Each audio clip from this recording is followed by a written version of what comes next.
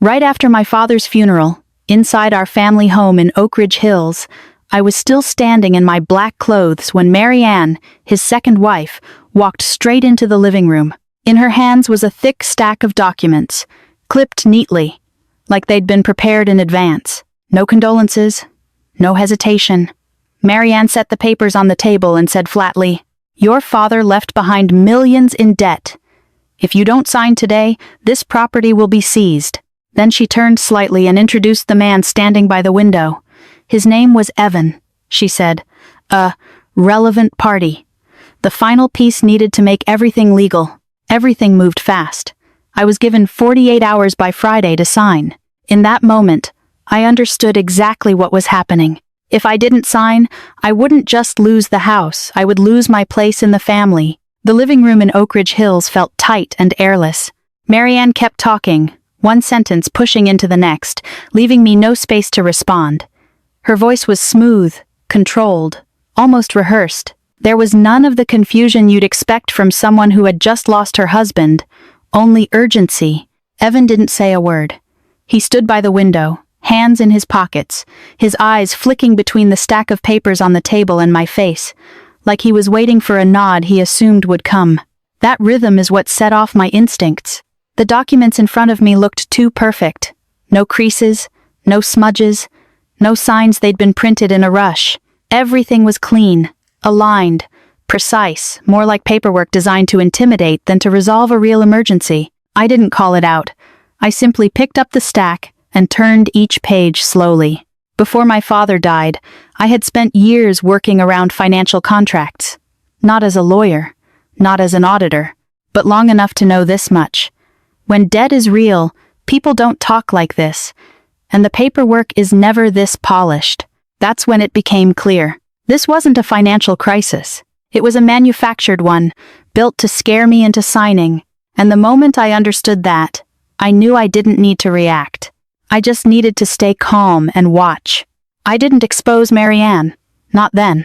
I set the papers back on the table, took a slow breath, and told her I couldn't sign that day. I mentioned the funeral that had just ended, how my head wasn't clear, how I needed time to sort through the house in Oak Ridge Hills before making any decisions. My voice softened. No arguing, no resistance, just a request for time. Mary Ann studied me for a few seconds, weighing whether to push harder. Evan remained by the window, silent, but his jaw tightened almost imperceptibly. Finally, Mary Ann agreed. 1 week, she said, no more. And during that time, nothing about the property was to change. The look in her eyes told me everything confidence. She believed I was scared. She believed I was stalling because I'd already lost. I lowered my head, thanked her, and walked out of the living room without another word. But the moment the door closed behind me, I knew the truth. I wasn't retreating. I was buying time. That night, the house in Oak Ridge Hills was nearly silent. Mary Ann had gone upstairs. Evan left shortly after dinner. I stayed behind, alone in my father's old study, the room he always kept closed whenever guests were around. I didn't call anyone. I didn't confront anyone. I audited. I started with the basics. Old bank statements, secondary accounts, expenses that didn't fit my father's usual patterns. I worked backward, year by year, number by number, slow and methodical. A rhythm emerged almost immediately. The money hadn't disappeared all at once. It had been drained steadily, in cycles, over several years, each withdrawal small enough to avoid alarm, but together, enough to hollow everything out. The expense descriptions were neat and reasonable. Consulting services, maintenance, management support. On paper, it all made sense. But when I compared it to the house itself, the aging roof, the outdated systems, the repairs that were always postponed, the story stopped lining up. So I followed the service contracts. The same recipient appeared again and again. Not a major firm, not a long-term partner, just a small entity, registered late, with almost no operational history. And the name behind it was Evan. That's when the picture finally snapped into focus. Evan wasn't a legitimate heir.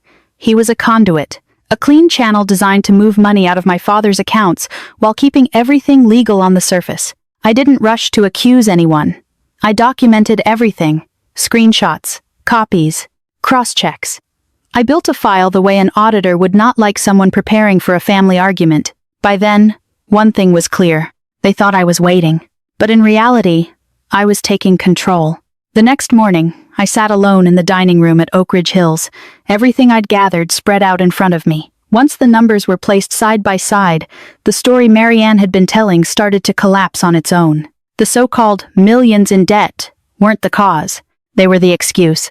The real plan was simple. Manufacture urgency, scare me into signing, then sell the property far below its true value. On paper, it would look like damage control. Behind the scenes, the money would flow exactly where they wanted it to go. And Evan was the final piece that made that flow look legitimate. But as the pieces came together, something colder became clear. This wasn't just about money. If it were, they wouldn't have needed to erase me from the process entirely. I was the obstacle. They needed my signature to make it look like I'd willingly stepped aside as the rightful heir. That way, no matter what happened later, everything would trace back to my consent. That's when I understood the rule of the game. If I confronted them directly, Marianne would deny everything. She'd cry. She'd talk about grief, family, misunderstandings. The truth would drown in emotion. So I made a different choice. I wouldn't expose them. I would let them confirm their own story with their own signatures. The signing took place in the main living hall of the Oak Ridge Hills house. Everything was arranged like a formal event. Marianne's attorney was present. The buyer's representative was there. On the table sat a thick folder of documents with a fountain pen placed neatly beside it. The atmosphere had shifted. There was no more urgency, only confidence. Big money was waiting, and everyone believed the hard part was already over. I walked in, took my seat, and said I was ready to sign. Marianne didn't bother hiding her smile. Evan stood just behind her, his eyes fixed on the paperwork like he could already see the outcome. But just before I picked up the pen, I paused. I said there was one small form that needed to be completed first, a required step for a third party involved in processing the transaction. Just a confirmation document, I explained, to ensure everything had been properly disclosed. The lawyer skimmed it quickly. Nothing alarming, just a few lines, signatures required, standard language used in countless deals. Marianne glanced at Evan, then at the buyer waiting nearby. The hesitation lasted less than a second. Greed didn't give them time to question it. Marianne signed first. Evan followed immediately after.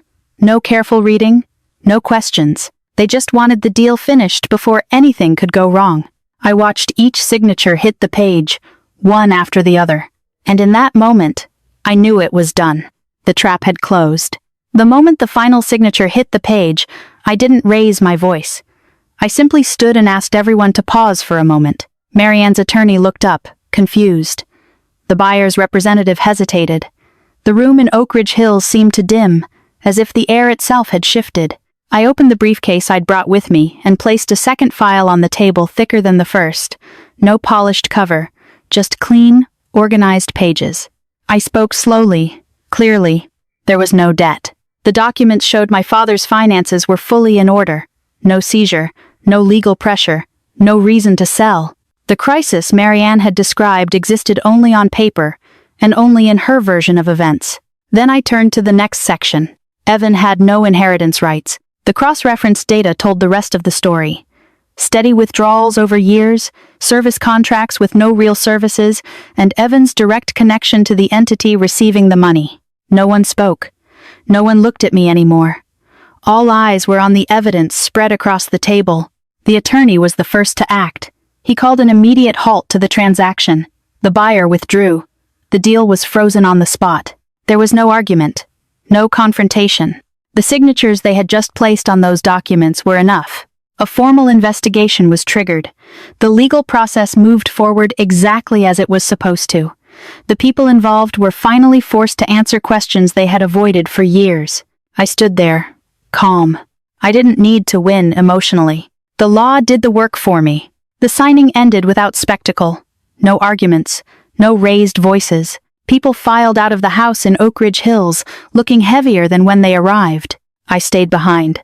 The house slowly returned to what it had always been. The walls, the door frames, the rooms my father once walked through, all still there. Not sold, not erased. The property remained, protected not by confrontation, but by truth. Marianne and Evan were no longer my concern. What came next belonged to the legal process. I didn't need to watch it unfold. Consequences would arrive in their own time. I didn't feel triumph the way people expect. Just a steady sense of relief, the kind that comes when things are finally put back where they belong. I stood in the living room where it all began, and understood the lesson I'd carry with me. I didn't need to argue. I just needed to let them sign.